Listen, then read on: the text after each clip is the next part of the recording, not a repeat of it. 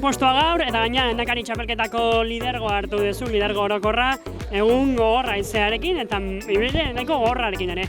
Bai, hasieratik oso lasterketa eroa izan da, hasiak azkenean sausu moduen oso paper garrantzitsu jokatu dau, eta bueno, taldea oso ondo ibili da, aurrien kortietan denpora guztien jenti uki dugu, da horrek azkenien poston bat lortzie albietuzta, ezta?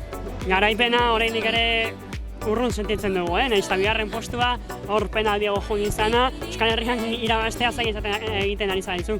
Bai, eta Euskal Herriaz aparte be, aurton, bakarri irabaziot, otsailen irabazina ben, da hortik bai postu asko onak eta aurrien beti egonaz, bigarren lau bider indot ja, bai irabazti ez toldo duten, bai, bueno, hortan jarraitu bako da.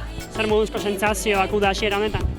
Bueno, udako lasterketa beti guztau izan jatez, ni azkenien apurua perfil esposiboa dekota esain igoera luziek, eta bueno, lasterketa honek hobeto moldatzen az, azaroko da olangorlako lasterketak baino.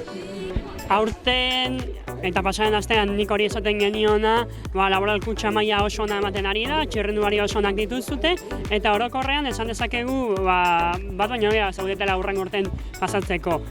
Pasaren astean nik hori galdetu genion, eta aste honetan konfirmatu da, zurea nola doa?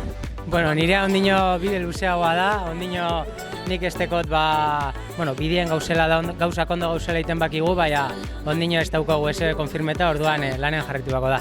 Zorionak. Mila esker.